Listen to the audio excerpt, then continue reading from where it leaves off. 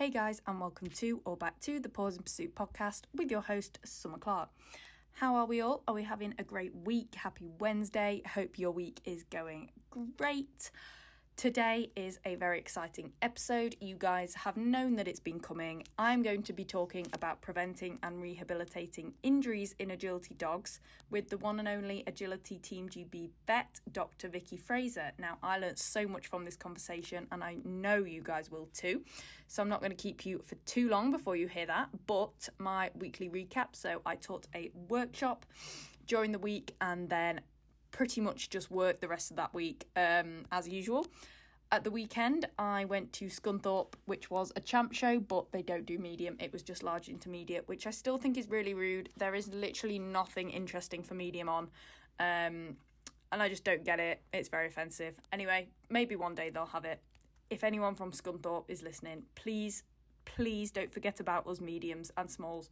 But anyway, we went anyway because there was a Crufts qualifier. So the first Crufts qualifier of the year for me and Arrow, and it was the YKC Jumping Cup. Now, I think I said in last week's podcast, I did enter every class at Scunthorpe, and then my trainer reminded me that it's Adam's equipment and told me, remember not to put Arrow over the Adam seesaw. So I ditched the agility runs and we just had two jumping runs, one being the Crufts qualifier. We went clear in the Crufts qualifier and won, which means we are off to Crufts 2026 already. Really nice to get that in the bag, done and dusted. We're going, do you know what I mean? Which was my goal of the day. In the other jumping run, he just went round the wrong side of the first weave pole, but it was a very tricky entry and I set him up to make it tricky in the sense that I just left him to it in the hopes that he would either get it right and it'd build my trust in his abilities, or he'd get it wrong and then we can redo it and work on it and do it right. And it was the latter, so happy days. The rest of that was beautiful. So that was the first run. Then the qualifier later in the day, which we did win. So we're off to Crufts. Very, very exciting. It was actually quite a tricky YKC course. Emma Pullen was the judge and it was amazing. I loved this course. It was so creative, so fun, and it really made us run double straight tunnels. Absolutely loved it. But for YKC, I thought it was quite tricky, which I love. I love that because sometimes it's really boring to just have a literal steeplechase as a cross qualifier. So yeah, really loved that. So that was that day. We were literally just two runs, but it's only 45 minutes from our house, that venue. So all good, all good. Really sunny, nice day out, happy days. Then we went straight, well, we didn't go straight. We came home, sorted ourselves out, and then went to Swindon.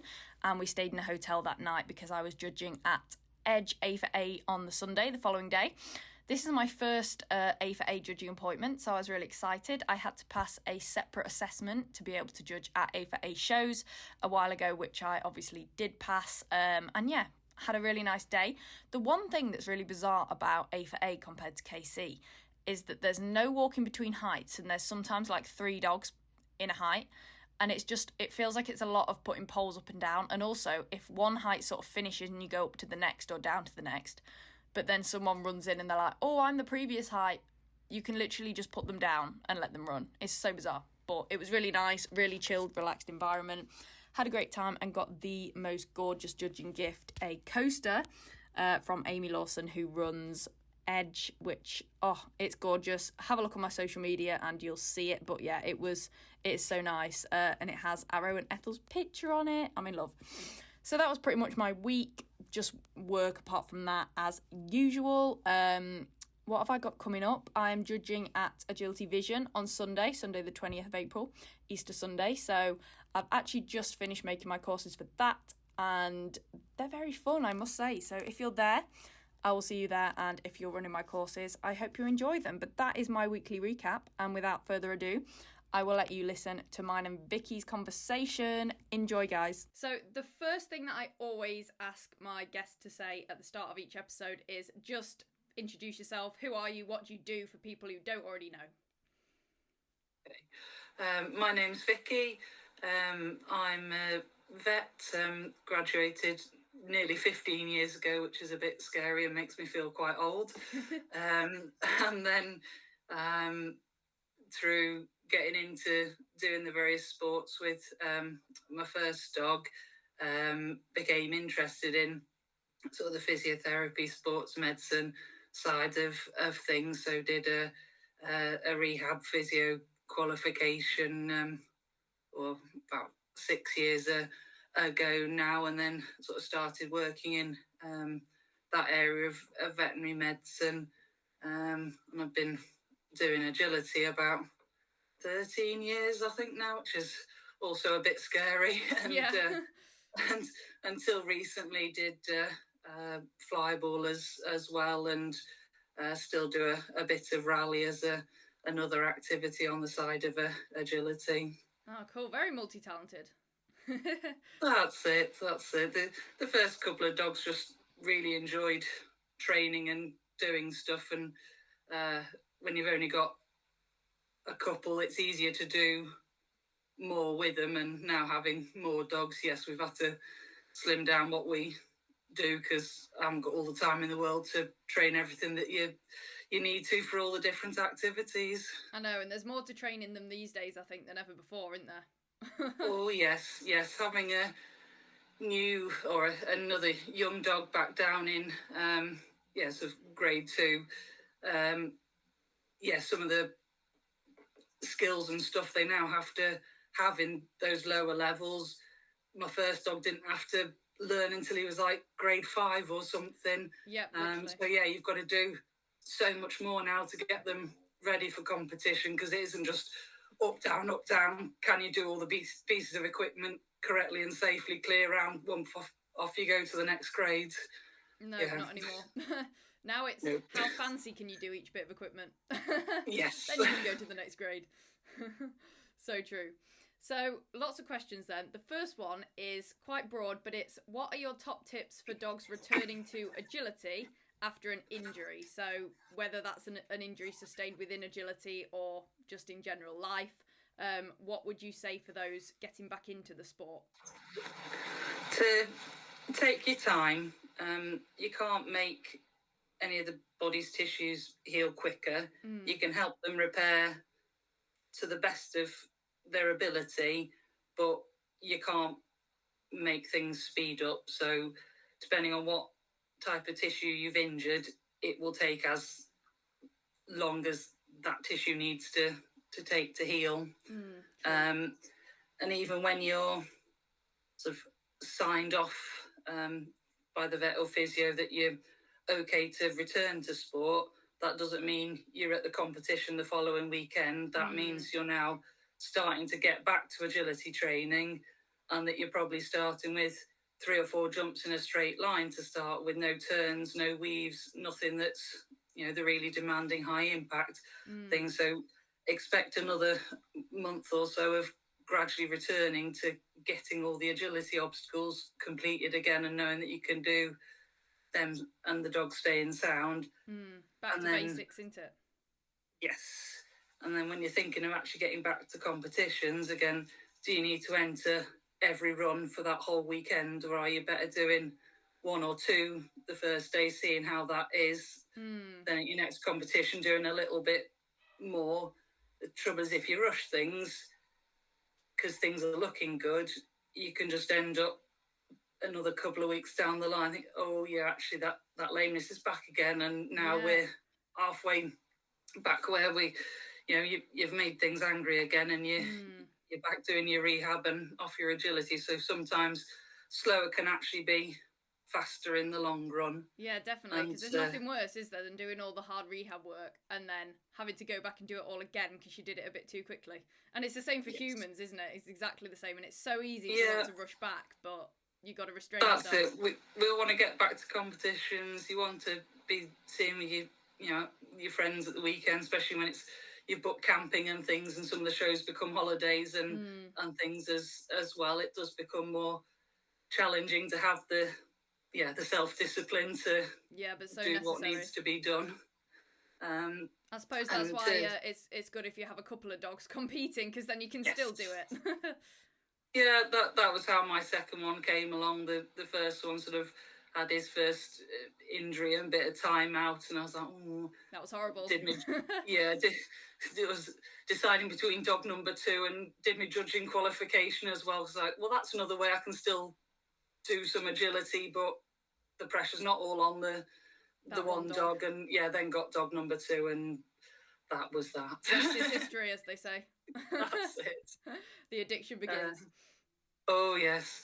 And most people do now film their training and runs and stuff. But again, that can be really handy when you're coming back from an injury, because then when you're running your dog, you don't always see everything that happens. Yes. But being able to watch it back, or have a knowledgeable, experienced friend on the sideline watching you to say if they see anything, as you're going around, that can be really handy as well. Yeah, I always get all of my runs videoed, not only for that, but for critiquing my handling, all sorts. So it's multi-purpose, I think, getting it videoed. That's isn't it? And you both post on Facebook. And the Facebook post, yeah, absolutely. Which is clearly the most important part. Yeah. And even if you're at a show on your own, I've literally, if I've been at a show on my own, I'll just throw my phone at a random person. I'll be like, are you staying here for like 2 more minutes? Can you just film me? And they're all happy to, so... Yeah, that's it. People generally are very nice, aren't they? Or a member of a ring party or something will help you out. So yeah, it's really easy to do now. Exactly. I mean, I've witnessed a few dogs before. Nothing major, but they'll go over, or you'll see and you'll think, oh, but the handler's gone. They're like running, obviously. Yeah, that's it. You're focused on the next thing. You don't see that your dog's slipped over behind you, and yeah, maybe you hear that they've slipped in the tunnel because you can hear it rather than see it, or there's that bit of delay. But sometimes you just don't know because you're busy doing your handling job. Yeah, exactly. Trying to multitask. No, for sure. So what does an effective warm-up routine consist of then, and how long should it be for a dog before it's about to run? So obviously we've got to start with toileting them and getting them doing whatever they need to do. So you've probably got like 5 minutes of walking around slowly on the lead where they sniff every blade of grass and find the perfect place to do their business. Yep, and you stress out if it's taking them too long. You're like, please go that's before. That's it. Then 2 to 3 minutes of faster walking, just so you are starting to stretch the legs out, get the heart rate and breathing rate up a little bit.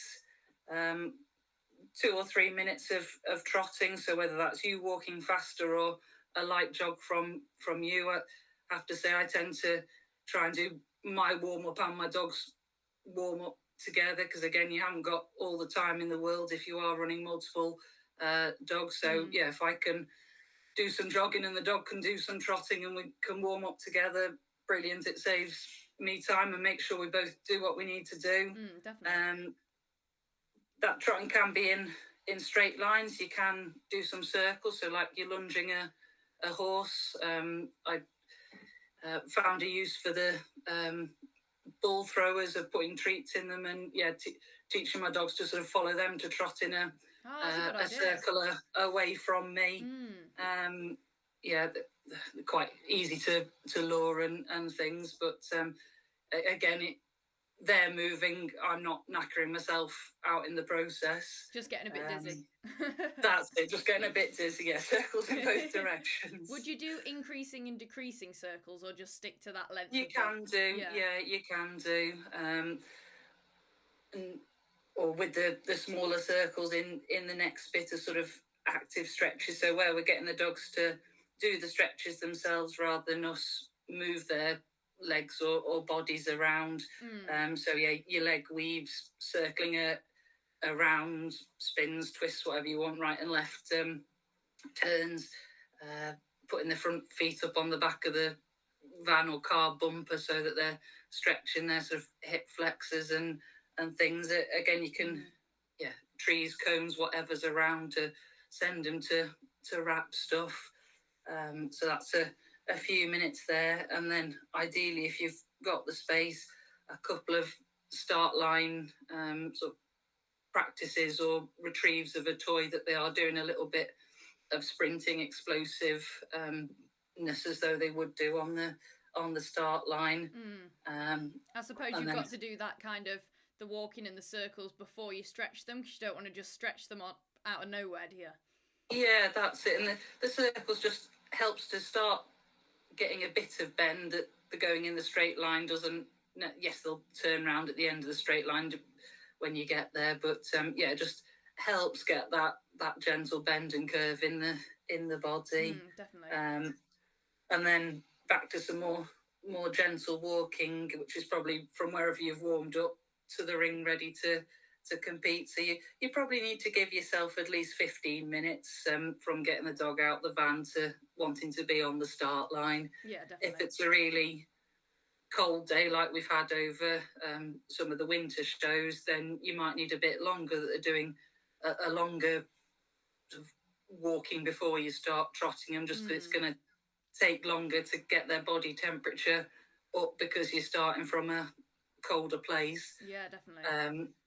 And again, then if you are queuing and you've got the space, which isn't always possible in some of the winter indoor venues, keep them moving, that they're not standing for ages and getting colder again. I often ask my groom to stand in the queue for me and then keep my dog moving, or vice versa.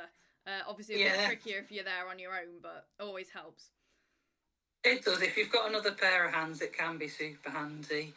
I suppose there's stuff you can do on the spot as well, isn't there? So yeah, that's it. Your leg weaves and things, sits to stands you can do in the queue, or tiny little circles around you to keep them moving and active. The other good thing with your warm-ups is that once you've done it, sort of the effect lasts for 30 minutes. So if you have got a really early champ running order or something, you can do your warm-up, then go walk your course, get the dog out again. You don't have to go through the whole process again. You've still got most of the your warm-up's done. You've got most of the benefit. Just get them moving a little bit again as you're heading to the queue. So that's good to know. If you think, oh my God, I've only got 5 minutes, I'm running order 10 and I need to walk my course. Yeah, I didn't realise it lasted that long. That's good. Yeah. And also if you have got a couple of runs quite close together, you don't have to go through the whole thing again. Sort of, do your cool down after you run, and then you can do sort of a like mini half warm up if you got another run like half an hour and an hour later kind of thing. Yeah, but not quite as extensive. Yeah, that's it, because they probably, even though you'll have cooled them down a little bit with the cool down, the body temperature will still be up from where it was when they were resting, arrived at the show first thing in the morning. Yeah, definitely. Do you think that, because some shows, and obviously Team GB Tryouts has it, is a warm-up jump or like a warm-up ring, do you think they're especially helpful? I think it can be helpful. Most of apart from the shows down at Dog Sport Derby, I can't say that up in the northwest we're blessed with warm-up jumps. No, they're not very common. Sometimes there was a wire for the champ show at the weekend, and again the champ shows do tend to maybe have that luxury. So I tend to find cones or trees or something outside somewhere in the exercise area to do what I can. DIY it. Yeah, that's it. You can usually be creative and get most of what you want out of things. Do you find that injuries are more common in the winter then, with obviously dogs being cooler and people maybe not warming them up for longer than they would in the summer, or is it pretty no different? I wouldn't say a huge amount of difference. I think maybe more injuries happen come autumn, winter. But I think that can also be that we've had the busy summer season and there isn't as much of a season anymore. Like there isn't, a lot of people don't stop at any point. There might be slightly less shows in the winter, but now you can do a show almost every weekend if you want to do. Yeah, the winter's almost as busy as the summer. It can be if you want it to be these days. Yeah, that's it. It might just be it's a one-day show rather than a weekend camping show. But I think sometimes the problems occur autumn, winter time, but they've actually been sort of building up over the summer. It's just got to the point that the dogs can't cope and compensate anymore, and it's there and visible for people. Yeah, that's true. But yes, you do have to put a little bit more. Again, people are very good now with coats and heat packs and things to keep dogs warm. But in winter you do have to be a little bit more conscious I was going to say, about. at least there is all the accessories and the, nice full body suits and stuff these days, so that you can get in your fancy Oh, patterns. Yes. Yeah, that's it. They look pretty as well as being useful. That's it. It makes it fun for the owners. So cool downs then. What does an effective cool down routine consist of, and how long should that be? And also, I'll just add to that, would you say the cool down is just as important as the warm up? Because I feel like a lot of people forget the cool down. Like after their run, that's kind of it for a lot of people. Yeah, I think you're probably right, because the debriefing with your friend happens about what went wrong, and suddenly the dog stood there for 5 minutes while you're having a rant about what went wrong, and why wasn't I in the place I should have been, and what have you. And the dog's just stood there with its toy entertaining itself, or looking at what it can lunge and bark at next. But yes it is, because again, younger dogs and younger bodies in general, humans, dogs, are more adaptable, that you can get away with not warming up or cooling down as much. Now I'm getting closer to 40 than I would like to believe. I do have to be much more conscious about warming up and cooling down if I don't want to feel the effects of what I've done than I did back in my 20s, where I'd do a day of agility or whatever, jump in the van, you got out fine. Now I get out of the van, I'm like, I can feel I've seized up because I haven't stretched myself out and cooled myself down at the end of the day, and then I've sat in the van for a couple of hours driving home and seized up. Same for the dogs. That yes, it is, and sort of even more important as the dogs are getting middle-aged and senior, because you put them in the van, again, depending on the size of crates and things you got, quite often they are quite curled up and confined, and they will seize into position, same as me in the van, and then you get them out for the next run, and they are a bit stiff and sore, and again, if you don't get them moving and warm them up well, that takes its toll, competition after competition and year after year. So I mean, that happens to me if I don't stretch, and I am only in my 20s, so that's not you good. Just wait until you get the wrong side of 35. But the cool down is sort of our warm up in reverse. So reward your dog when you come out the ring, but then keep them moving, and ideally quite quickly, not necessarily trotting. It can be if you're walking at quite a, depending on the size of dog, sort of, you having a spaniel, your walking pace, Aaron probably is trotting along because that's his pace that matches your pace. For some of the collies, they'll walk along next to you, but make it a faster walk for you rather than a slow potter, to keep the blood flowing and circulating around their bodies. We want to clear that lactic acid out from their muscles, and it's sort of still being formed as once their run is done. So we want to keep the blood flowing, keep them moving to help clear that out. So 5-ish minutes of fast walking, and then down to 5 minutes of slower walking. So again, gradually bringing the heart rate down, breathing rate down, and getting the body temperature to lower again. If you have got any sort of areas that have been previous injuries or whatever, this is the time to be stretching them while the dog's still warmish. But after you've done any stretches, give them another sort of 5 minutes of walking around, just to let them cool off more from doing that. So again, do they only 15-ish minutes. Do they only need stretching if they've had previous injuries then? Or a dog that hasn't had injuries, would you still stretch them? Yeah, some people do. I don't tend to with mine as much, unless sometimes I will take it as an opportunity to check everything is moving as it should, or if they've done something daft in the run, and I want to check them out. That tends to be when I'd do it while they are still warmish, but hopefully the adrenaline's come out of their system enough that they might show me they are uncomfortable. Yeah, you can do.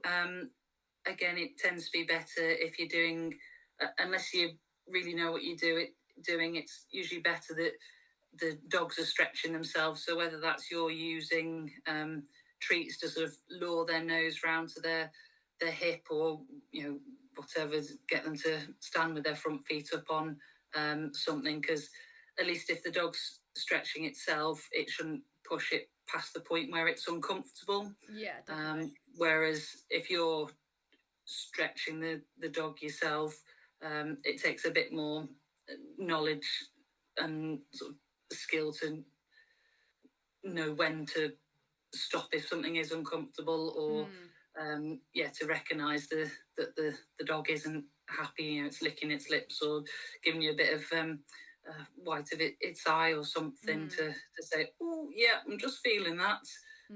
Yeah, I always let Arrow stretch himself in that way, because I just don't know. Do you know what I mean? So I wouldn't want to risk snapping him in half. Yeah, that's it. If you stretch something too far, you'll do more damage than the good you were trying to do with stretching them out. Yeah, exactly. Got to be careful. Oh, yes. So someone said, my dog's physiotherapist uses peanuts and wobble balls, but my agility trainer doesn't agree with them. What are your thoughts? Yeah, there's no, or not a lot of research really that's been done into sort of the canine fitness training, and is wobbly things good, wobbly things bad. They seem to go through phases of what's trendy or not. I don't tend to use them apart from like the thinnish wobble cushions that are on the floor and just a couple of inches tall. I don't tend to use sort of the peanuts and balls a great deal myself with my dogs. The peanuts mainly come out at the physio practice to put dogs that have got spinal injuries over, so that can sort of support them standing, and they're not having to do all the work while you do treatments to then, rather than the dogs standing on them and doing fancy things, which I think maybe was what people were doing when it sort of all first became the thing to do in the fitness world. Yeah. So I suppose if this person's physiotherapist is using the peanuts and wobble balls, I'd get this person to sort of ask them why, and what the benefits are, what they're hoping to achieve from it, or what the point is. Yeah, every exercise you're doing with your dogs, you want to know why you're doing it and what you hope you're going to get from doing it. Yeah, definitely.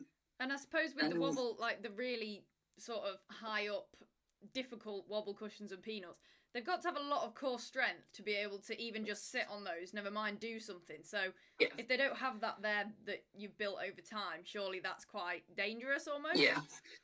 Yeah, that's it. And a lot of the exercises that I remember seeing people doing on the peanuts, you think you could do that on 2 wobble cushions, 5 centimetres off the floor, you'd get the same benefits without the possible risk that once the dog's tired, it wobbles off this peanut and then hurts itself. So I'm not totally against them, but I think there's only very specific circumstances that you need them, and they're a pain to store. They take up so much space, and they want to roll off shelves, and yeah, more pain than benefit, I think there. I think so. So this one, I'm not really sure in what context this person means, but they said, is wearing boots beneficial for agility dogs? So I took this as outside of agility to protect pads and nails, so on walks, stuff like that, because obviously you wouldn't do agility in boots, so I'm guessing that's the only way to take it. Yeah, I mean, yes, if you live in an area where you're walking over really rough terrain or broken glasses around on every pavement, definitely, because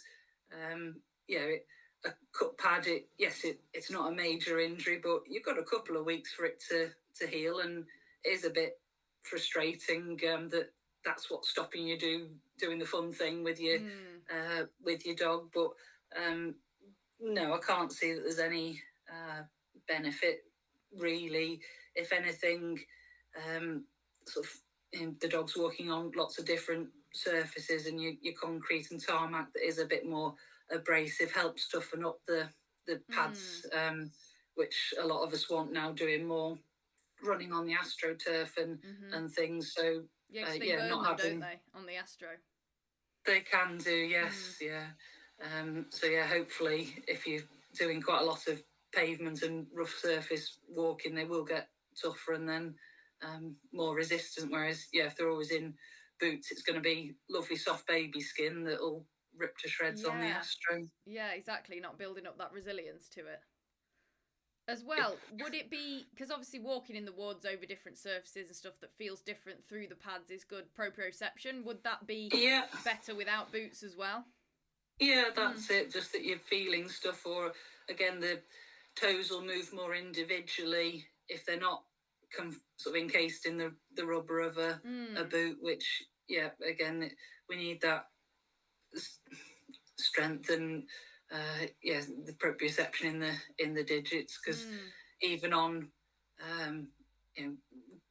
fairly tough sand surfaces and things, there are still divots, and especially around the weaves or whatever, where it gets a bit churned up. So yes, we do need the strength in those toes to be able to cope with a bit of challenge. And back to the wobble cushions, even, I think a lot of people use, or did use those when it was trendy, for proprioception. Like they'd say, oh, this is for proprioception.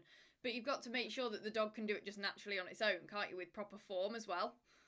Yeah, that's it. I mean, yes, some of the wobble equipment has various pimples and things, and yes, it does provide feedback, but it's not quite proprioception in the way we need it for agility, where they want to know exactly where their limbs are in space to step over things or land in the certain way. It's more feedback of, oh, I'm standing on a rough surface, oh, I'm standing on a smooth surface, which is really great for the neurological rehabilitation dogs, but probably less useful for the agility dogs. They've almost got to be able to do it themselves, haven't they, and like figure it out and feel it themselves. That's it. So what is your opinion on rehabilitation tools such as laser, UWT and PEMF? Now, I have no idea what the last two are. Okay, so I think UWT will be underwater treadmill. Okay. And the PEMF is pulse electromagnetic field therapy. So biomag might be the name you'd more commonly know it. Yep, I've heard of that, As that's it, where you've got usually copper coils and a battery pack that pulses electricity through them, so a magnetic field switches on and off in quick succession. Or some of them you can change how frequently it comes on and off. There's a growing amount of research being done into the various sort of tools, modalities that physios are using. Lots of research being done in America, because like with a lot of things, they're a few years ahead of us in the sports medicine field compared to the UK. And there certainly seems to be benefits being shown in the research. A lot of it's quite small numbers of dogs, so it's harder to draw good conclusions from. And especially with some of the laser research, people are using different like intervals between laser, different doses of laser, so things aren't always as comparable as it would be nice to be. But certainly so far there hasn't been much harm to be shown from any of the things, which is important as well as showing benefit. You want to show that there definitely isn't any downsides to things. But any of the sort of tools that are getting used in your dog's rehab, they're only really as good as the person using it. So when you're looking up a sports medicine vet or a physio to treat your dog, check out what, if any, qualifications they have, because what a lot of people might not realise that the sort of physio rehab world, it is totally unregulated. So the only like the veterinary surgeon title is protected in the UK. Physio as a human title is protected in the UK. But as soon as you stick dog, animal, canine, whatever in front of the word physio, anyone can call themselves that and go out and sell their services. Oh, wow. That's a bit scary. It is a bit, yeah, it is. It's same with like dog behaviour and training. True, That's totally unregulated as well. So the same effort you'd put into finding somebody you want to go and do your agility training with, you need to be putting into the people that are going to help keep your dog fit and sort out any problems as they happen. Yeah.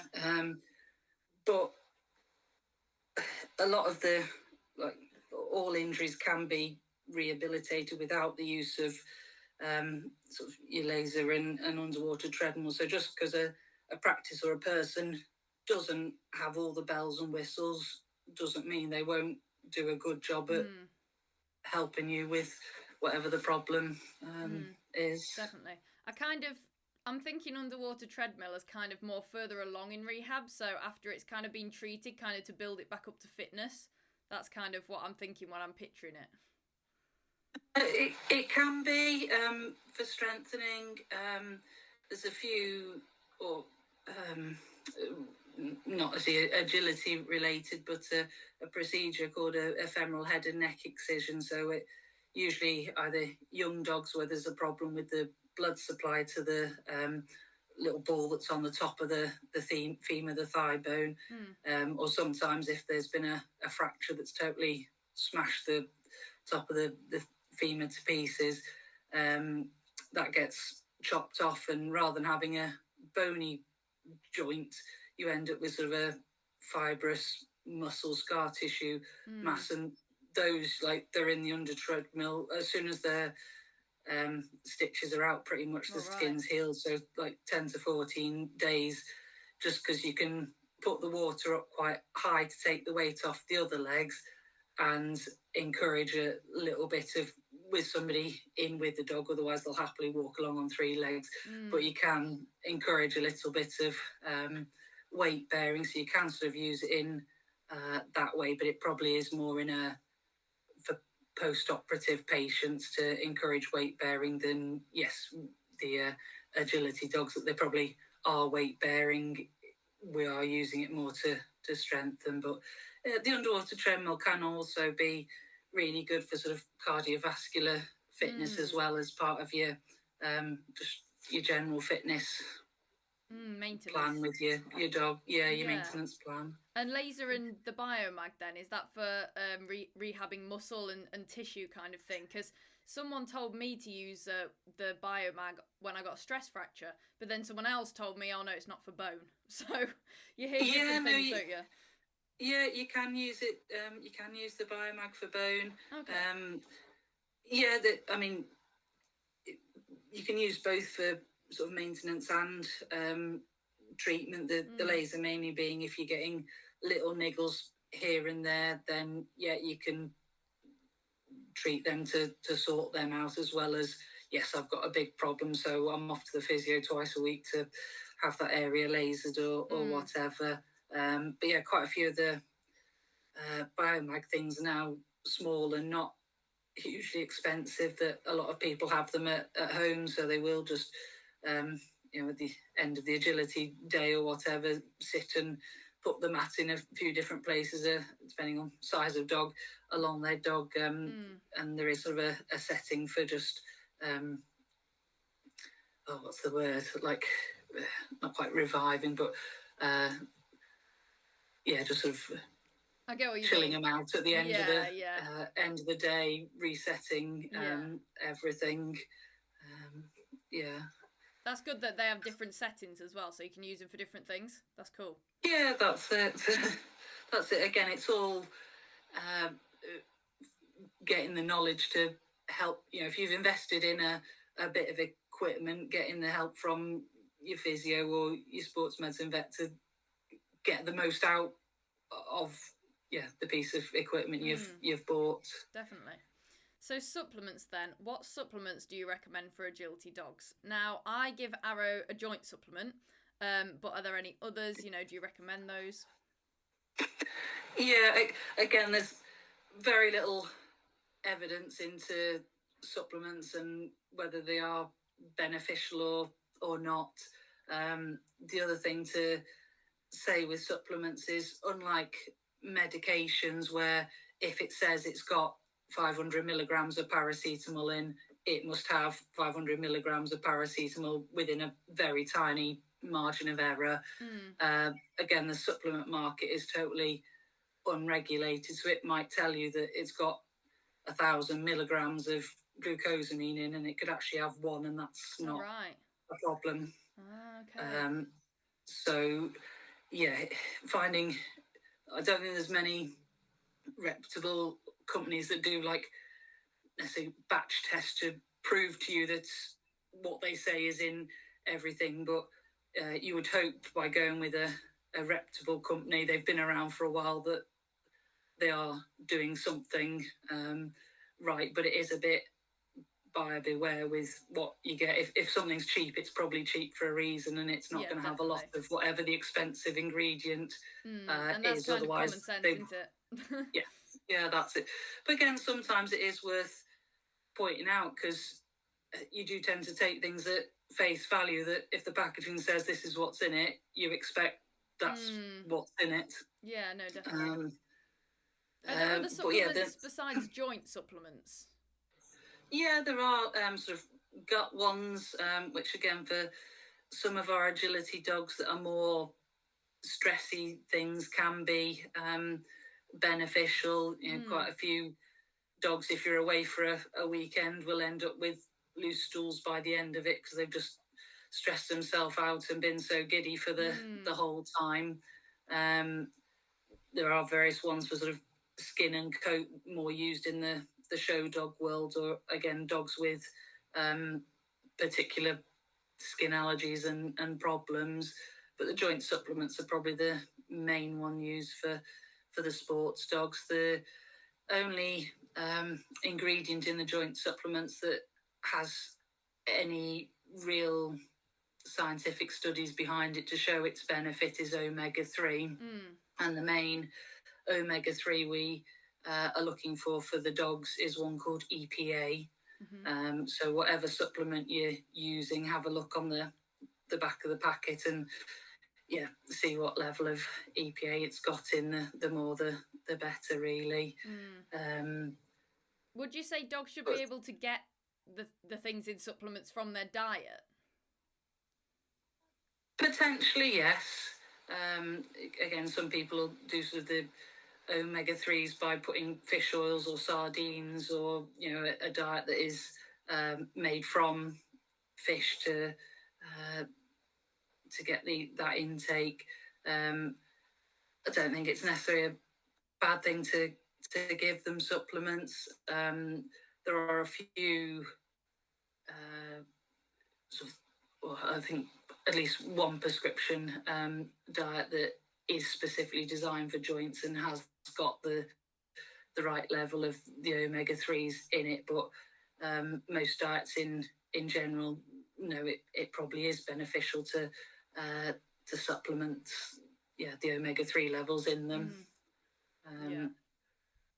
But the only thing to say with the supplements is there are some that will interact with other medical products. So if you're ever at the vets and they said, is it on any medication, do list what supplements they're on as well, in case anything that you are giving, however natural you may think it is, there can still be interactions. So let people know so that there won't be any problems with whatever they might be given. Yeah, especially as well, a lot of owners might not necessarily know exactly what's in the supplement. Do you know what I mean? And they just give it because they think they should, and then they don't realise. So yeah, it's good to disclose that. Yeah, that's it. Again, it's just making people aware, isn't it? For sure. So physio then, how often do you recommend agility dogs see a physiotherapist? So I'm guessing this is just for maintenance, not obviously a dog that has an injury and needs has rehab. problems. Yeah, ideally, probably if you can monthly. Yes, yeah. Because again, the more your physio gets to know your dog's normal, the better, and that is only going to happen with them seeing them and seeing them frequently. Yes, true. Especially during the summer, while most people are competing more frequently, because that's when the little niggles are going to happen. But it is all time to do it around work and other life and the money to do it. So I suppose as much as you can without pushing yourself into difficulty. And at least ideally at the end of the competition season, that if things have been building up over the competition season, they can be identified, and then you've got time over winter to deal with things. Yeah, So it's crazy because Arrow has physio monthly, and literally just the 4 weeks between his 2 last sessions, because he'd done like show after show, a few champ shows, obviously tryouts, crufts and stuff. And she said, yeah, he's really tight and quite sore, and she just treated him, and then he had a day off, and he's sorted for the next month. But you just wouldn't have known otherwise. Like if he didn't see the physio, he's not showing any signs that I'm aware of anyway. Yeah, that's the case. Yeah, that's Do you know it. what I mean? So you just keep working them through, and they just keep going, don't they? They don't. A lot of dogs, so you kind of need it to know. That's it. Yeah, we tend to pick the worky, drivey breeds, and yeah, they don't care that they're a little bit sore somewhere. Yeah, exactly. But also owners getting to know their dog's normal, and getting your physio to show you how to check the range of motion of joints, or how to stretch to check the flexibility of certain muscles, can be really useful for owners to learn to do it at home as well. So if you're not seeing somebody frequently, you can at least try and get to know what your dog's normal is, and then hopefully you can pick up if there's a change, to then go and know to seek some help to find out what it is. So yeah, I'd really try and encourage people to get used to feeling their dog's muscle tone and things, and having little videos of them trotting just up and down your garden or something, so that if you see something, you've got that was when they were normal. Does this look different?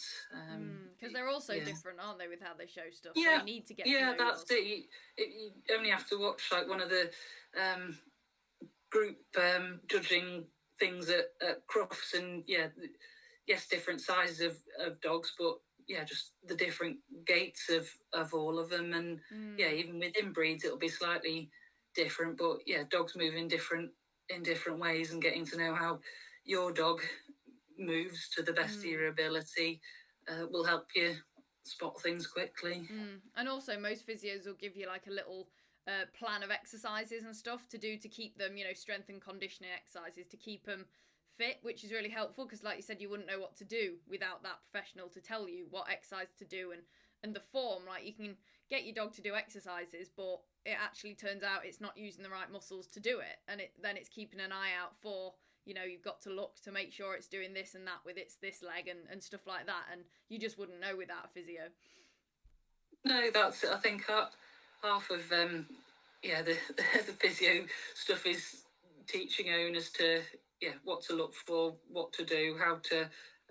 It's not so difficult usually with the agility owners, that they have an idea of dog training, but your average Joe pet owner has no idea how to lure a dog to walk over a pole or something. And exactly. To most dog sport people, yes, it's naturally just do this and the dog follows the treat, but they're like, do what? All right. Yeah. You sometimes don't appreciate how much knowledge you have accumulated over just through being time. in the sport. Yeah, that's it. Definitely. So how does swimming or hydrotherapy benefit agility dogs, and do you recommend this? I mean, again, the physio, the hydrotherapy is unregulated. So again, do your research to who you're taking your dog to. Yeah, swimming's really good for cardiovascular fitness and strengthening. It tends to get a lot of, especially the front leg joints, moving through a larger range of motion than they would walking on land. So it's quite good for sort of stretching things out. And obviously it's non-weight bearing, so a good way of exercising them without having the pressure through the joints. And I tend to do more swimming with my dogs over winter when it's muddy outside, just to get rid of a couple muddy walks a week. They can go and do some swimming good idea. Instead and stay clean and dry. The underwater treadmill, again, can be used for cardiovascular fitness, can be used for strengthening.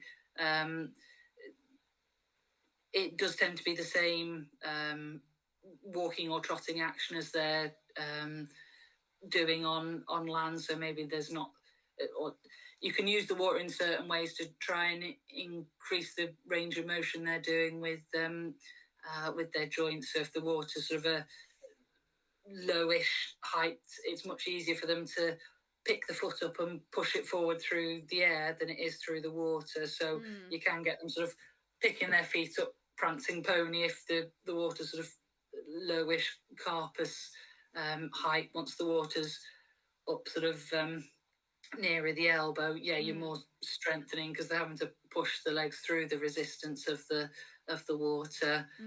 But both really beneficial and great things, again, if you can afford to have them as part of your dog's maintenance routine. And I suppose free water swimming, like just on a walk, that's free. Do you know what I mean? And yeah, that's it. If you're lucky enough to live near a lake, again, just be conscious of how much water your dogs may be taking in, especially if they're retrieving toys and things. But where I used to live in North Wales, there were a couple of lakes close by, and that walk around the lake, a few retrieves from the water to clean the mud off back in the car, evening exercise done. So for dogs that love swimming, absolutely, just make sure there's somewhere safe the dog can get in and out of the lake or river as well. You don't want them having to scramble up some really steep defeats or the object whatever. of fitness then, isn't it? Yeah.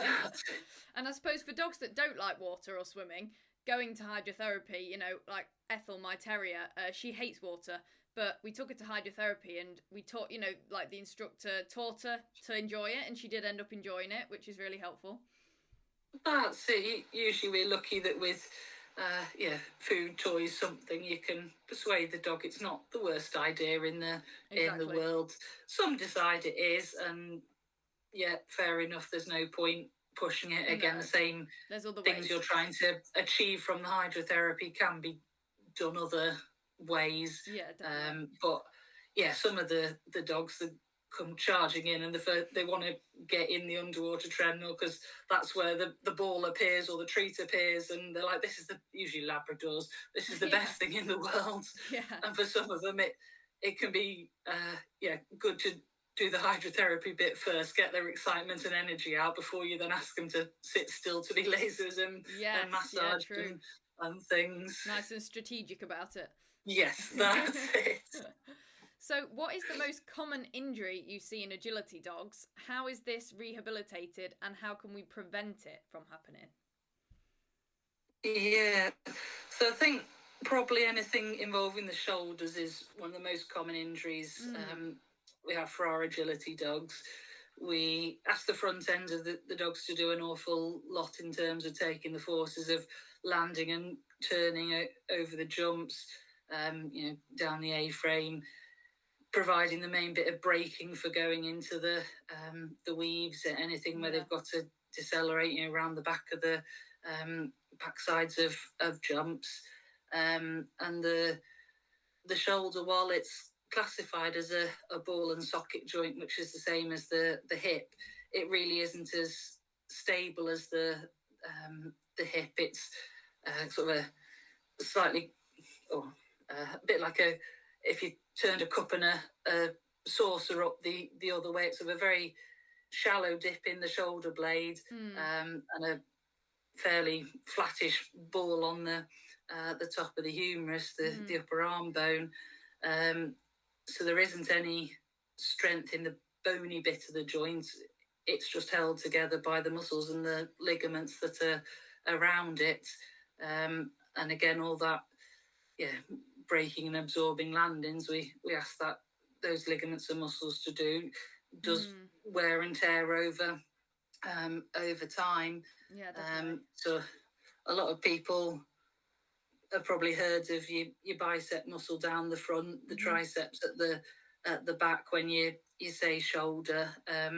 But a problem we see quite a lot that people maybe aren't as aware of is something called medial shoulder instability. So all the ligaments down the inside of the shoulder, the medial glenohumeral ligament, subscapularis, and the joint capsule. And because it's all round the inside, it's harder to feel like you're not going. There is a special technique for sort of trying to check and manually see if it stretches a bit further, but it's also a lameness that it's not as obvious as sort of a bicep strain or something that's making their head bob every time. It can be really subtle, just that they might either turn wider than they would normally do round a jump wing. They might sort of collapse on landing in that one direction, whichever side it is, as that leg hits the ground, and the shoulder sort of subluxates out as there isn't the soft tissue to hold the bones in place. There's quite a few. I thought it was also a good one to talk through, because there's quite a few different treatment options, just to be able to, a bit like the laser and biomag earlier, just to explain what some of the things are for people, because there's probably lots of words people hear, but you don't necessarily quite know or understand what they are. Yeah, but definitely. Usually also when there's a lot of treatments for something, it means that one treatment isn't the best kind of thing. Everyone's trying lots of different ways to see what works, and in one person's hands something might work better than something else they've tried, but it usually means there isn't one, yes, this is the way to fix it, otherwise everyone would just be doing that one way. And also because it's not somewhere that's as easy to feel, it is usually by doing some sort of imaging that the problem is diagnosed. You might be suspicious of the problem being in that area from the history the owner's given you and what you found on examination, but it does usually need some sort of imaging to confirm it. So whether that's musculoskeletal ultrasound, so sort of same as you'd use for pregnancy confirmation, using an ultrasound probe to look at the tissues around the inside of the shoulder, usually under sedation for the dog, just so they stay still and they're not as uncomfortable while you mess around with the sore area. Or whether it's a little camera, a little scope going inside the joint, so you can actually directly visualize, so going from the outside inside, then you can directly see all the medial side of the shoulder in front of you. But the other good thing with doing imaging is it allows you to grade how severe a problem is, because the degree of lameness doesn't always link up with the level of tissue damage. You can damage a little bit of tissue and actually be quite painful. You can totally have snapped a ligament, and the dog doesn't, or there might be some initial pain, but then there's no fibers together anymore, so there's there's nothing there to be painful, if that makes sense. That's crazy. Yes, it is. And also dogs are brave to different levels, that some dogs can have a really bad injury and they're like, oh yeah, it's fine, doesn't really hurt me, I can carry on doing my thing. And others are so dramatic. Yeah, that's it. So sometimes having pictures, just it gives you more information. Yes, there is sort of expense to doing it, but going back to sort of the first question of knowing how bad things are can help give you a more realistic timescale of definitely how long it's going to take to resolve a problem. This is a really daft question, but you know, for the go for it. The camera, putting the camera in to look around, I'm assuming you have to make an incision in the shoulder, tiny little. Is it like a keyhole, whatever they call it? Yes, that's it. So yeah, same as you might have if you've had a dog that's had one of the keyhole spays. Yes, with that, they put a camera in one side and then another little hole through the other that has a grabby attachment, so that you can do what you need to do. Yeah, very clever. Yeah, that's it. There's a lot of stuff out there now, and with the little camera, it usually has a little port, so that if you wanted to do either stem cells or PRP injections, you can do. So the stem cells is where you take either a little bit of bone marrow, usually from either the thigh bone or upper arm, and it's got all the or sort of cells that can potentially become lots of different types of cells to help repair the body. So you can take a little sample of that, spin it down, and put it into the joint or the tendons and ligaments to help with healing. Wow. Or and that's becoming more popular. Something people might have heard friends say, oh yes, my dog's had stem cell therapy for this, that, or the I've heard of it once in one dog that I know. Yeah. And then the other one, the PRP, platelet rich plasma, that's that you take quite a large quantity of blood that gets spun down, and in spinning it separates out, so you get rid of all the red blood cells, white blood cells, and you're left with sort of platelets, a bit of serum, the liquidy bit. And the platelets have a lot of little factors, like chemicals, that instructs the body what to do.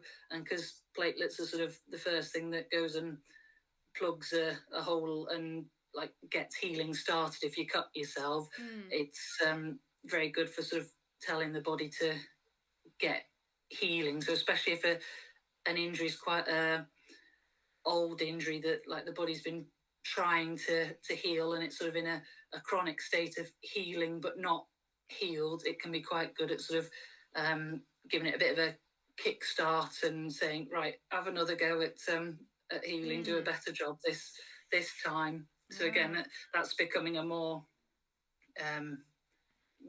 common thing for being used to help with injuries. How does it get stuck in that stage of healing but never quite fully healing? Just, is it when you keep using it even when it's healing? Sort of, yes. That you get sort of like acute inflammation when you stub your toe on the bed or chair or whatever, and you swear a bit and it swells up, and usually it sorts itself out in a week, and problem solved. But yes, if you keep using the tissue over and over it, and it sort of heals but it doesn't really get a chance to heal, it gets sort of stuck trying to. That's a pain.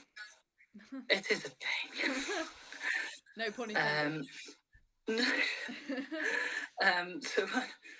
So once you've sort of done your imaging, and then any usually the stem cells PRP sometimes comes under the blanket of biological therapy, again, in case that's a term people have heard, that's sort of what it means, where you're using the body's own products to help heal it.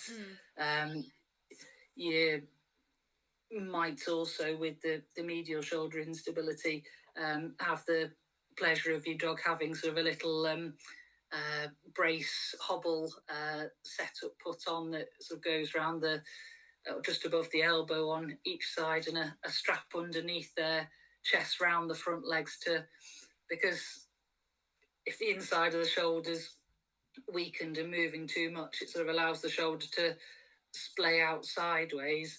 That hobble then straps around your legs and keeps them that they can only go forward and backward. They can't now splat out to the side. Okay. So that's almost like you might have some kind of sling in a way. Like, that's yeah, what I'm thinking of. Yeah, sort of like a little brace.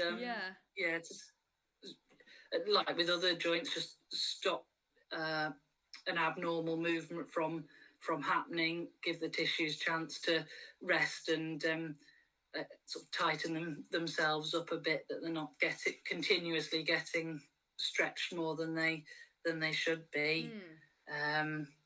So yeah, once you've sort of done all that and you're on the way to healing, you've probably got your laser and your massage going as well, because again, if you're putting something in a brace to stop it moving, yes, you're stopping the bit that you don't want to move from moving, but you'll also be stopping other things from moving. And if you ever had like a plaster cast on your arm as a kid, and then you get that off and suddenly you realise actually you really can't move your elbow as much as you could, or you're then having to do sort of hand exercises to get your fingers and wrists moving again from where it's been stuck in one position, and all your soft tissues have tightened definitely into that rigid place. That's a horrible feeling.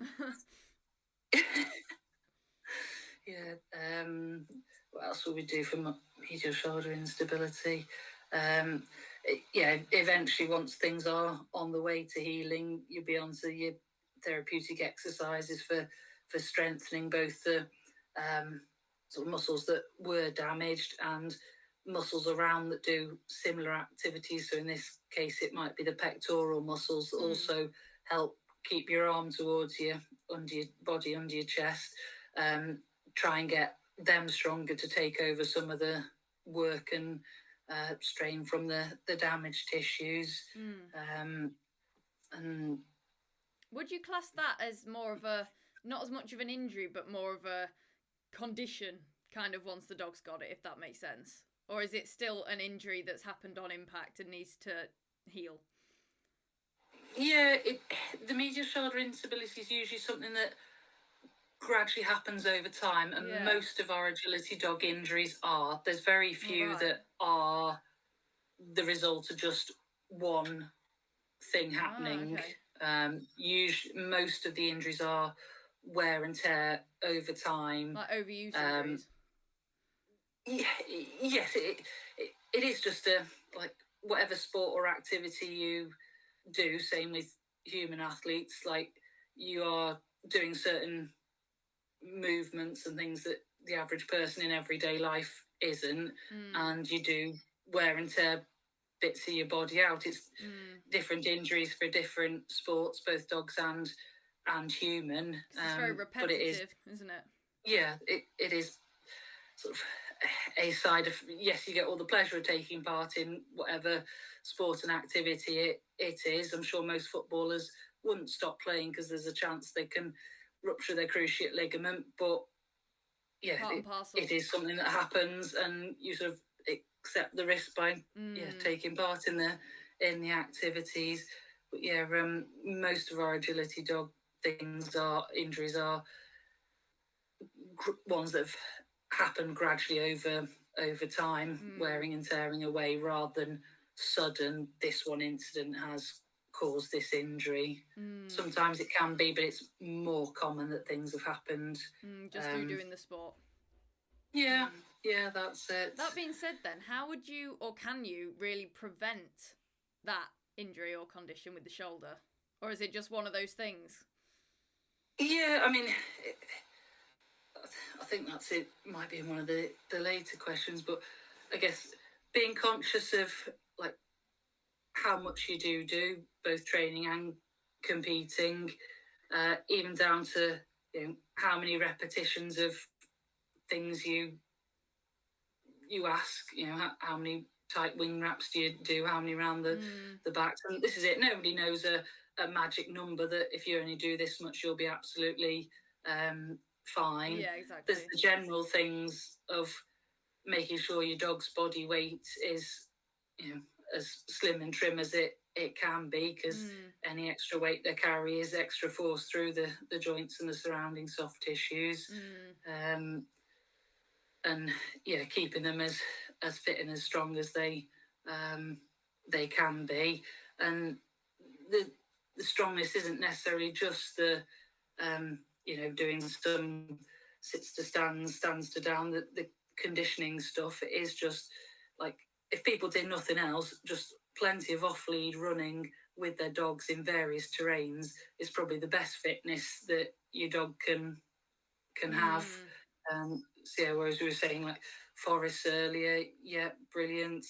I'm quite lucky that there's a beach not too far away, so we'll head down there, and once the tide's out, there's loads of space for them to charge around. It's not as challenging a terrain as the forest is, and thankfully, if I head round into North Wales, there's some nice patches of forest not too far away, and then you've got various hills and banks and logs and things for them to walk over, which is much more sort of thoughtful movement for them than charging around on the open sand. So if people did nothing else than off lead walks with their dogs in lots of different places, that, to be honest, is probably the best and cheapest fitness training you can do for your dog.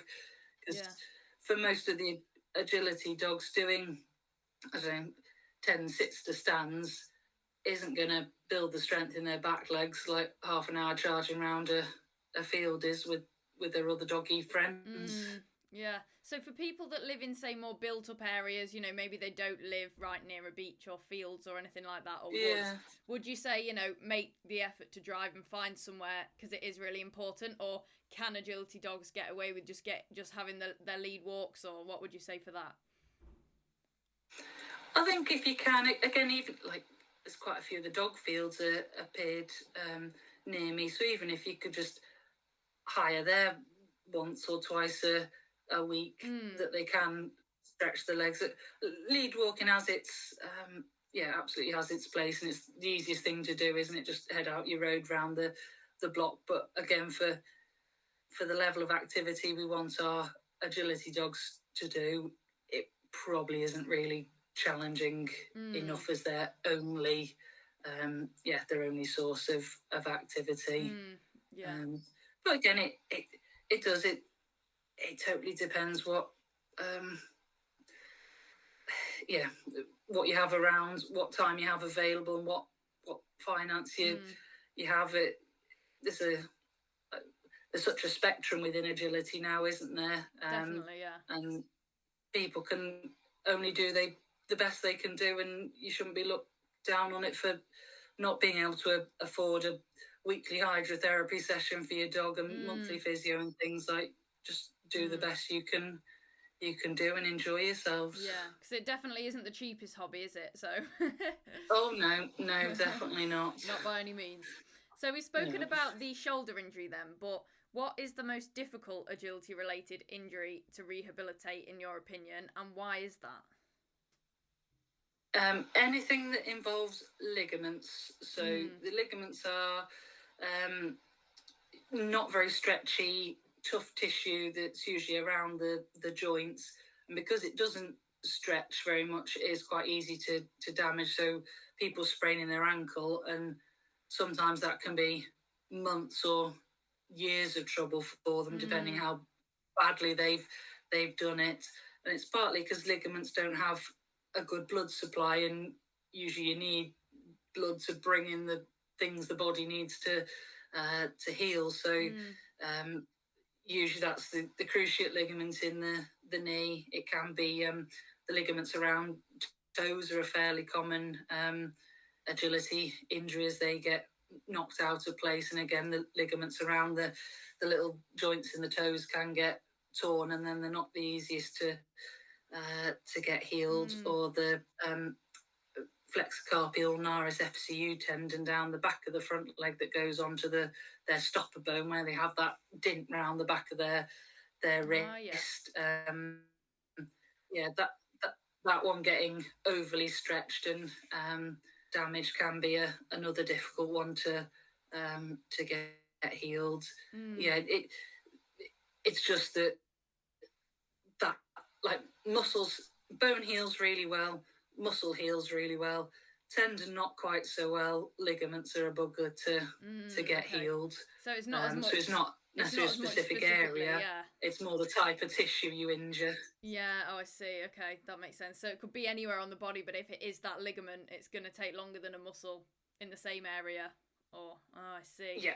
Yeah, and it's the same for humans, isn't it? I've heard that before. Right. Okay. Yeah, so, that's it. Are some dogs genetically more prone to injuries than others? Because, you know, I've heard people say before, you know, I'm more injury prone, or, you know, people or dogs seem to get more injuries than maybe others, even though they do similar things with their time or whatever. So is that a thing that can happen? Sort of yes and no. I don't think necessarily genetically, but certainly genetics tells you what, or gives the growing puppy the blueprint for its conformation, and certainly the dog's conformation, how it's put together, can make it potentially more injury prone or not. So yes, it is something to look at when you're picking that puppy from the litter, is what is the dog's conformation, because when you go to pick it up at about 8 weeks, its conformation is pretty set, that it will scale up into an adult dog, but you sort of know what you're going to get. And again, going back to the front end, taking so much of the impact in the sports, if you have to pick a puppy with a better front end or a back end, I'd go for the one with the better front end. Yes, the back end is power, but the front end is all the braking and deceleration. And again, injury wise, it tends to be the braking and deceleration where a lot of the injuries happen, rather than the acceleration and speed in itself. It's the slowing down from the speed where the muscles can get damaged. I think dogs find slowing down both mentally and physically harder than anything else anyway. So it makes sense. Yes, one of mine seems to have common sense and does brake and thinks about things, and the next youngest one's just like, no, 100 miles an hour, everything at full speed. Yeah, absolutely. Oh, crash. Yeah, that's so true. Arrow is exactly the same. So I suppose it's not really interestingly. It's not like it's not like they can't pass down, you know, being prone to injury. It's more the individual dog's structure and build that makes them more prone, not, you know, in the family or genetics. Yeah, there is. It's in the very early stages, but there's a study being done on racing greyhounds that is looking at their genetics and injuries. So I think it'll probably be a year or more before anything's actually published from it. But it'll be really interesting to see what they find from that, if anything. I think they've done something similar in racehorses as well, and I don't think they did find any sort of link genetically to injury risk. They did find a gene for speed, apparently, which made a lot of racehorse trainers and breeders very happy. So that makes more sense, yeah. But yes, it'd be interesting to see what they come up with. No, definitely. I'll be keeping an eye out for that. So what is the most effective way to build muscle in agility dogs then? Because I suppose there's a fine line. If you got too much muscle, you know, maybe they're heavier and can't turn and stuff as much. But in the same sense, surely having a good amount of muscle is a way to prevent them getting injured and keep them fit. So what's the best way to build muscle but not overdo it and stuff like that? Yeah, so it's a balance between strength and flexibility. Yeah. I remember a really funny video, I'd probably seen on Facebook or something, where somebody puts a post-it note on the back of a bodybuilder's back, sort of between just below his shoulder blades, and he can't reach round and get it off because he's so muscle bound. He's lost that flexibility. Yes. Whereas a normal person would be able to. So yes, it is something to consider. I think for most of the breeds involved in agility, it's probably not too much of a thing, but there's a few staffies in agility that are that more muscly dogs. So yes, if you put them through an intensive strength training program or something, you probably would end up reducing their stride length because they become so strong, but maybe they don't quite have the reach forward in their front legs because they're so muscly. The flexibility goes. But yeah, to be honest, if you want to build muscle, just get your dogs running around off lead. That's going to be the absolute best way, and it's cardiovascular fitness as well, and it does vary by dogs, but usually there's bits of sprinting in there, there's bits of mooching around, sniffing. So there's basically they're doing their own interval training as they're off on a walk. They're turning, they're stopping, sprinting off again. That's it to me. If you do nothing else, just 3 times a week at least, get your dog off lead having a run. Yeah, no, definitely. And I suppose, some people might think, oh, but agility's that for them. Do you know what I mean? But like I said, the agility's unnatural, isn't it? Like they'd never do that themselves, and it's kind of it's extra, if that makes sense. Yeah, that's it. And I don't know, maybe your lessons are different, but you go for an hour group lesson and you're probably only doing probably not even 10 minutes of activity within that hour. So I've been to an hour of agility training, right? And you got 3 runs, 6 minutes of goes. That's same it. at a show, same competitions. You have 4 runs of 30 seconds, which is what, 2 minutes. Yeah, that's it.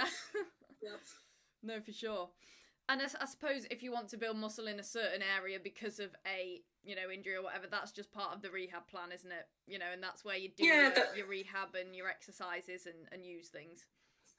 Yeah, that's it. I mean, I don't do a huge amount of sort of the conditioning stuff with my dogs. I do now a bit with the eldest competing one because she has had injuries and bits over her career, and there is more to manage. The younger ones I don't particularly, just because I know everyone's opinion varies, but I think they get, from the time I have available to give to the dogs outside of work and things, I'd rather and they'd rather be mooching around a field, down a footpath somewhere, sniffing and exploring themselves, than in my garage doing sister stands or giving paw.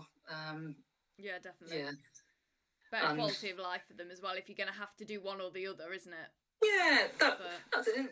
A lot of people love the trick training and things. It doesn't massively float my boat, so maybe it's personal opinion. But that's it. And all 4 dogs can be exercised on the one walk rather than. I suppose it probably does take the same length of time in the end as sort of 4 dogs doing their stretches out in the garage. But that's it. If you've got specific things you need to work on that your physio or whatever's identified, then absolutely do the exercises. Otherwise, I think get them moving. Yeah, naturally build that muscle. And like you said, it's a double whammy because it's cardio as well. Yeah, that's it. And good for them sniffing and being dogs, isn't it? Mentally. Sometimes as well. I think in all the I want the best agility dog, we forget that they do need to be dogs and do dog things. Absolutely. So are dogs competing at the highest level of agility especially prone to injuries? And if so, why is that? So I suppose, your champ dogs, your Team GB dogs, all that kind of level. Yeah, I think possibly because the more complex the courses are, you are usually asking for more deceleration within the courses, and just the sort of, again, not everyone goes to every show, but pretty much from now till what's it, end of September, middle of October, you've probably got something in the diary every weekend, isn't pretty it? Much, and yeah, there'll be some agility stakes qualifier, Crufts qualifier, champs, now the international qualifiers. Like there's a lot to fit into your diary. So sometimes finding rest and downtime, which is equally important for us and the dogs, isn't always easy for say, without being with the more average competitor like myself, because you are at work and things, the dogs probably do get more downtime just because of life. Yes. You have other bits of life to do, and that you're not necessarily chasing every qualifier and things. So maybe, but I also think the people at that level of the sport are like, they're very knowledgeable and they're looking after the dogs very, very well. But you've also, a lot of them have got the time to do that. So I suppose it almost balances out a little bit. Probably, yes. Yeah. Cool. So last question then, and I think you covered a bit of this earlier when we were talking about the shoulder injury, but what are the most effective ways to prevent injuries in agility dogs? So obviously we've spoken about the getting them off lead, getting them running and using their bodies in that sense, but are there any other ways? Just keep their weight ideal to slightly slim. I was it was this weekend at a show, and somebody asked me to hold a rather portly spaniel while she went to walk the course, because I was stood by a ring waiting for my class to walk, and it was probably grade 1 to 3 handler or whatever, and I looked down and I was like, oh, where's his waist? This person, this could lose a few kilos. But I suppose also, not necessarily dog wise, but thinking about or considering surfaces, weather, both for training and competition, that if things are getting wet and slippy, or first thing in the morning when the grass is covered in dew or something, while we've said it's not necessarily one particular incident that creates an injury, those multiple little slips and skids all does bits of damage, which adds up over time. Maybe making the decision not to do a run, or the heavens have opened, right, let's leave it for the day.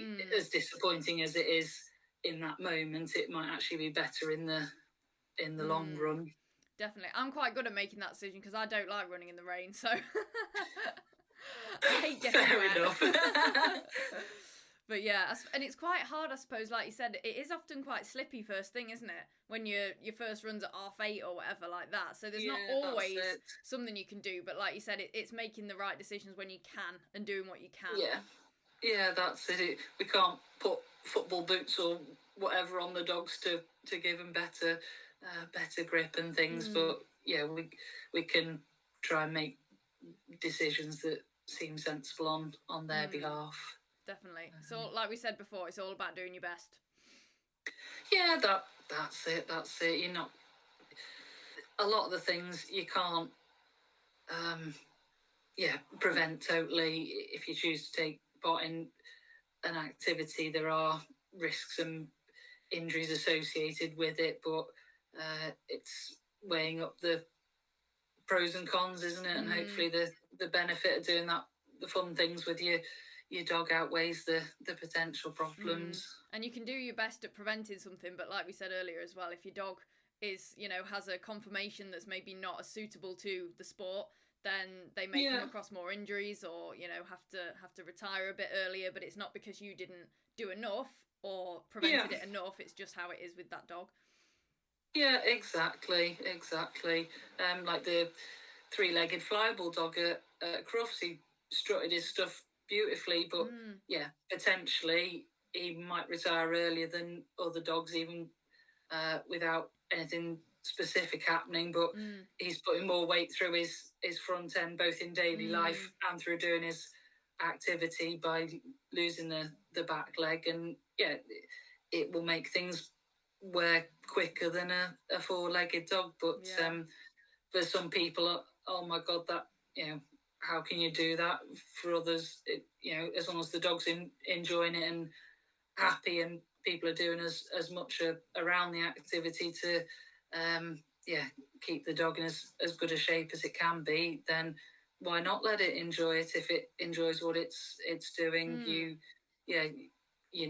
might retire earlier, but that all you can do is keep it comfortable while it's doing it, isn't it?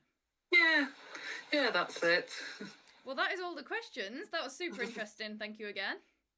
That's all right. So there was my conversation with Vicky. I hope you enjoyed it, guys. I hope you learned a lot. I know I did. I'm super interested in that side of kind of agility, dog anatomy, how the body works, stuff like that. As you know, I'm also very interested in it in humans as well. So yeah, I really, really, really enjoyed that. Thank you ever so much again to Vicky for coming on the podcast and speaking to me.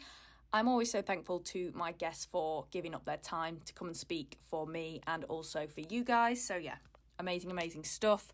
Really, really glad Vicky was one of my bucket list guests for a while. So yeah, super pumped about that conversation. And that is it from me, guys. I already told you what I'm doing in the coming week, literally judging at vision. What else do I say in the outro? I always forget. I should probably write it down, really. But if you want to see more of what I'm doing, please do follow me on all of the social media platforms at Paws in Pursuit and Summer Clark as well, depending on the platform. Most of you probably already follow me anyway. But yeah, I'm pretty much active on all of those every day, especially Instagram. Always active on stories as much as possible.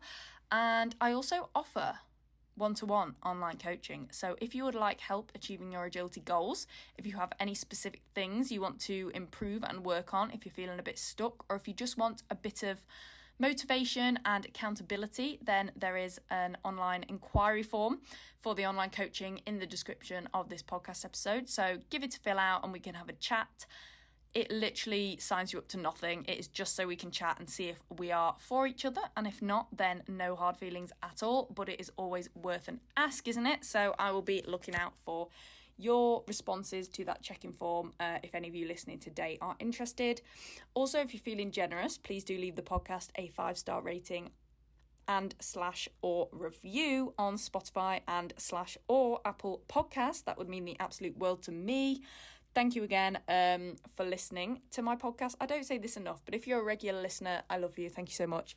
And if you're new here, hello. I hope you follow the Paws in Pursuit podcast. And even you old listeners, make sure you are definitely following so that you don't miss any future episodes. My next guest, or at least one of my next guests, is going to be Ashley Butler, and we're going to be talking about her journey from winning Britain's Got Talent all those years ago to now representing Agility Team GB, as she did last year with Nacho. So that's going to be really fun, but you might miss it if you're not following. So make sure you're following. And I think that is everything that I usually tell you guys. But yeah, you all know the drill by now. And with that, I will speak to you all next Wednesday. Have a great week. See some of you at Vision, and I'll see you over on socials. Bye, guys.